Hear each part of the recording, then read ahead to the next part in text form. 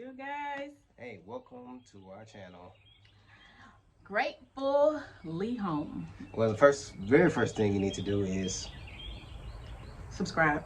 subscribe. Tell a mother, brother, sister, cousin, auntie, uncle. Subscribe. Tell somebody. T- Tell tell, your neighbor. tell your neighbor. Touch three people. Touch three people. Yep. Okay, so I'm Tiffany, I'm Thomas. and we're excited to share this journey with you guys. We're building our home. And it's long overdue. People have been asking us, please, please, please, please, post your videos. I mean, we have hundreds of videos to post, and so this is kind of our introductory. So, I don't know, hundreds of Yes, videos. yes, we do. When you look at them, we got hundreds. We have a lot of videos to post. We'll say Hundreds. I'll tell you that. Well, it's one of the things that's been a lifelong dream to own our own home and land, and be able to do what we want to do on our land. That was one of the biggest things. Did you hear what he said? Do what we wanted to do. That was the key. A lot of people were like, oh my God, y'all moved so far. But we Right. did because we wanted to have the freedom to put whatever we wanted to put on our land, to build what we wanted to build on our land, how we wanted to build it, Right. with minimum restrictions. We stayed in a neighborhood where we couldn't park our food truck because of HOA. And we got fined for parking it, I think, a few nights there, and I was not happy about that, but because we were using it at that moment. So along the way, you're gonna hear different stories from us, and we'll kind of bring you in and let you know a little bit about our background, and you know ultimately you'll get a great idea of why we did make this move, and and you could probably make the same move as well. So we just want to make sure that we let you guys in to what we're doing, and I'm kind of excited about this because this is hard work, and man, it's paying off.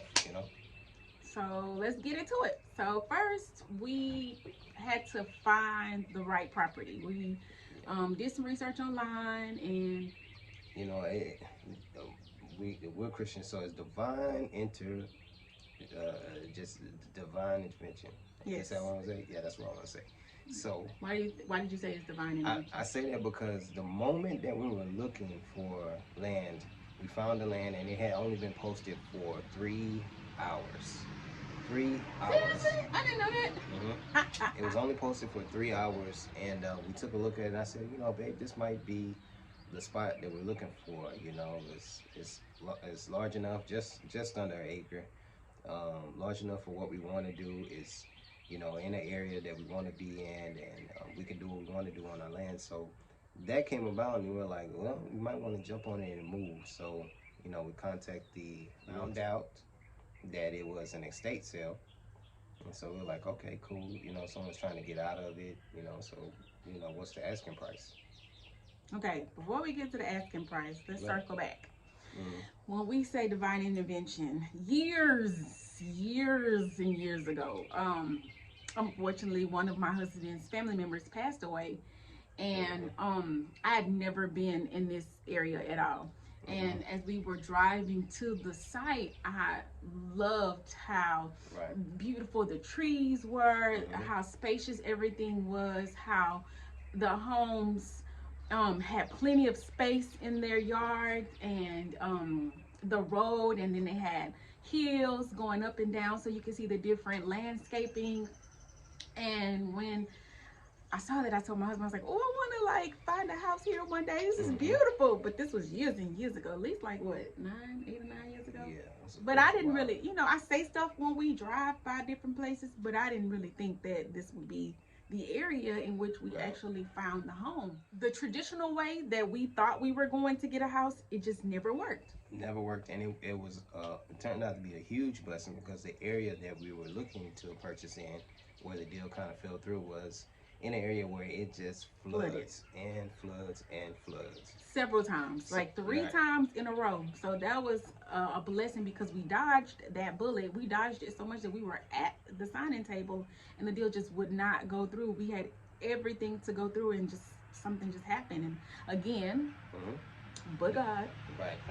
And so we ended up man, it's a long journey. That story is gonna be throughout, so we can't sit here and tell you how much, we have been blessed and how many people have blessed us. And so, once we got the opportunity to purchase here, like I said, we contacted the realtor and we're like, okay, what are they asking for it? And, it was right. When I say right within budget, right within budget. Cheap.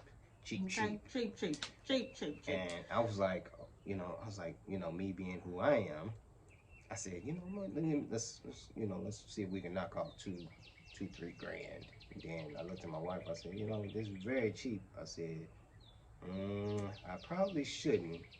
And the realtor, oh yeah, we have multiple offers on there. I'm like, all right, well, I'm gonna go 1,000 on the asking price. And so I went 1,000 on the asking price, and then we ultimately got it.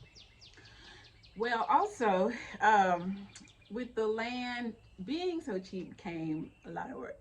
Oh, gosh. Oh boy. The land was developed. There was no water. Nope. No electricity. None. What else? No sewer. No sewer. Trees. A lot of trees. A lot of trees. The only thing we had access to here was you had electricity and it had public water, but we have to have a septic, so all that good stuff. But it was nothing but trees. When it says access, there was not a hookup here on land with water and a hookup here on our land with electricity, but there was some around in the area, so right. That made it easier for us. So we had access to it. Yeah. And so once you guys get the chance to see our videos, you see it's a beautiful, beautiful lot. We're at a corner lot, so we have the main lane that comes in, and then we have a private road on to the side of us. And so it's a beautiful place, and we made a good deal because, hey, equity. We'll talk about that later. I'm excited about right. that part because, right. Whoa. Yeah, exactly. Okay, so another thing that I wanted to bring up is how the land, we had to prepare it to put the home that we wanted to put on. So we're living in a cabin style home. Uh-huh. It is built and manufactured somewhere else, and then they bring it here. But what we did on the inside, we custom made it ourselves. So it's a shell. Essentially, it's a shell, and we'll show you our plans and stuff to give you an idea. When I say we drew our plans out years in advance. Years in advance. Yeah, so we drew it out years in advance, and so we did 3 of these shells, 3 empty shells. Showed in a U shape. It'll make more sense once we show you our plans. And one main house, the other one our commercial kitchen. Come on. And then the other one is the game room. So when he said man cave. Yeah. Sure. That's family room. Okay. And that's where the guests will stay. Right. When he says commercial kitchen, that was part of the reason why we wanted to live in an unrestricted area, because I am a caterer.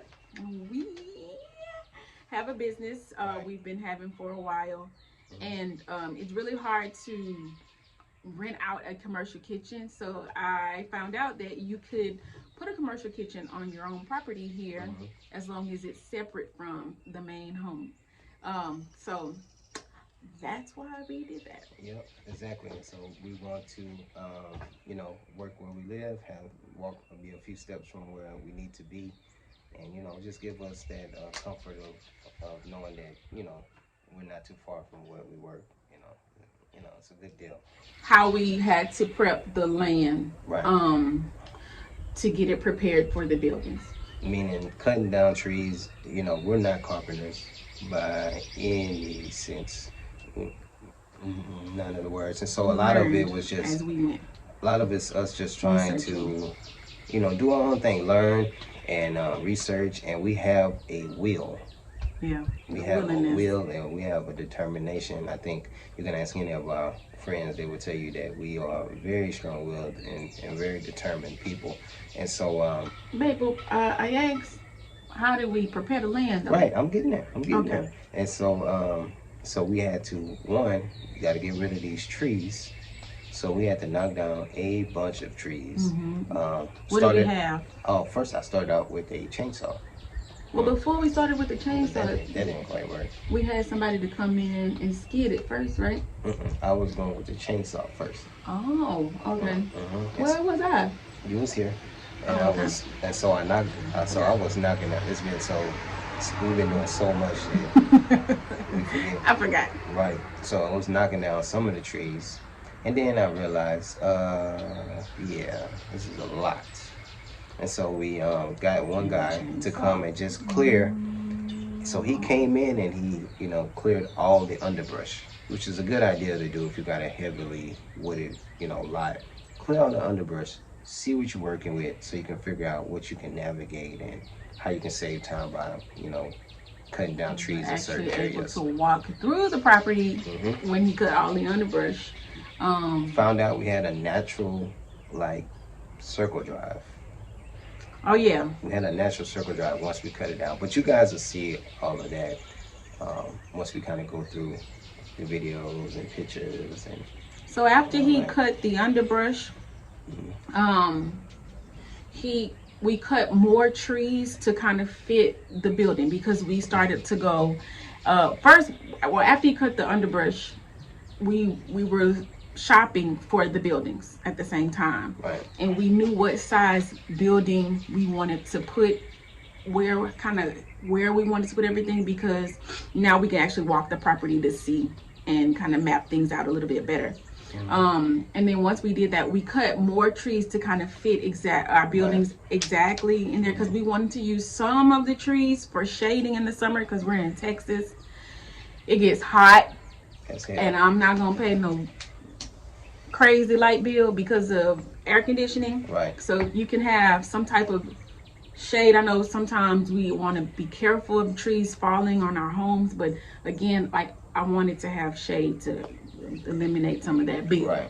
Exactly. And so, we went through and kind of put out the measurements. You have to measure your butt off. Measure.